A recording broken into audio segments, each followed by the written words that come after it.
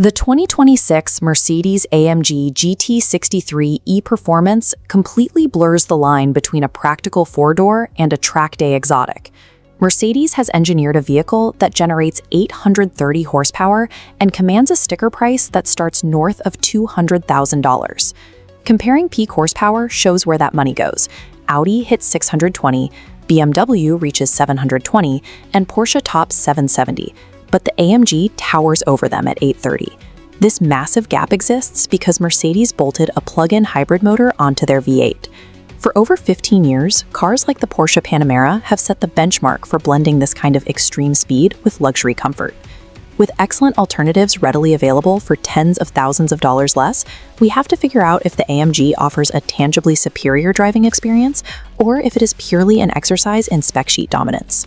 Validating a $250,000 price tag requires looking past the sheer horsepower to examine the very real daily driver compromises Mercedes forced into this chassis.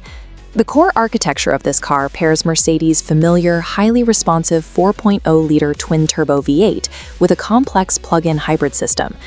Mercedes engineered this system for raw torque and instantaneous power delivery, treating the plug-in hybrid architecture as a purely performance-oriented asset, rather than a tool for efficiency. The combustion engine and the electric motor combine to produce over 1,050 pound-feet of torque, launching the car from 0 to 60 in 2.4 seconds. That acceleration comfortably beats out dedicated super SUVs like the new Lamborghini Urus SE. Achieving those numbers requires a heavy physical toll. The batteries and electric motors cause the curb weight to balloon to roughly 4,800 pounds. In most sports cars, adding that much bulk ruins the handling. In the current super sedan market, it is surprisingly competitive. Even at 4,800 pounds, the GT63 is still a full 600 pounds lighter than the brand new BMW M5 sedan. Keeping the weight in check gives the GT63 a distinct handling advantage. You can throw it into corners and feel the tossable, athletic grip that you expect from the two-door AMG GT Coupe.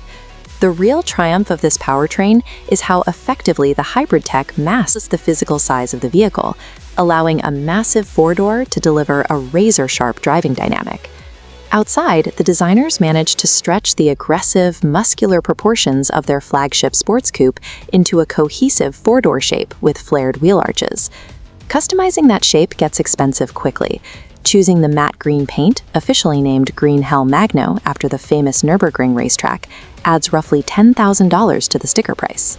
Factor in the massive rear aero wing and the carbon ceramic brakes with gold calipers, and the final price easily eclipses $250,000. At that price bracket, the details matter.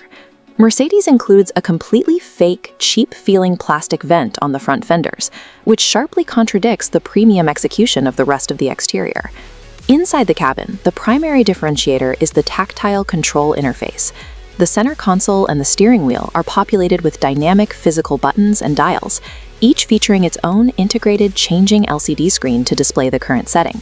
These switches allow you to instantly tighten the suspension or open up the V8 exhaust note with a single press, entirely bypassing the main touchscreen menus. This is a highly functional setup, but it relies on an interior architecture that is now 7 or 8 years old. It lacks the ultra-modern, cutting-edge aesthetic you find inside the new M5. Buyers paying $250,000 are funding a bespoke exterior presence and exceptional tactile driving controls, rather than the most modern interior layout on the market. Securing that level of track agility in a heavy vehicle requires a harsh, tightly sprung suspension that heavily compromises standard luxury ride comfort. Looking at this multi-axis radar chart mapping the competitive landscape, the AMG's specific focus becomes obvious.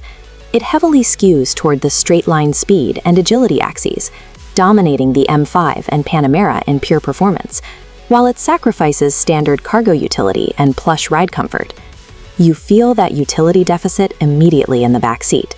Instead of a traditional bench, rear passengers are squeezed into tightly bolstered, fixed sports buckets. Because they are fixed buckets, the seats cannot fold down to expand the rear cargo space. Moving further back, the sloping hatchback design results in an awkwardly high liftover height, forcing you to hoist heavy bags over the license plate to reach an uneven multi-level trunk floor. The GT63 functions as a high-tension sports car that happens to have rear doors, placing track capability far above any standard passenger car expectations. If we look at this final scorecard, the high-end super sedan market cleanly divides into two distinct buyer personas. For the track purist, someone who demands 800-plus horsepower, track-level cornering grip, and aggressive exclusivity, the AMG perfectly hits the mark. For the daily hauler, someone who actually needs folding rear seats, a flat cargo floor, or plush highway cruising, the rigid setup of the GT63 will be deeply disappointing. Practicality-focused buyers are better served by the Audi RS6 Avant or the BMW M5. Those vehicles deliver 90% of the driving thrill while offering vastly superior daily utility, usually for less money. The AMG GT63 S E-Performance justifies its massive price by setting the current benchmark for four-door track capability, provided the buyer is willing to sacrifice every other metric of utility to achieve it.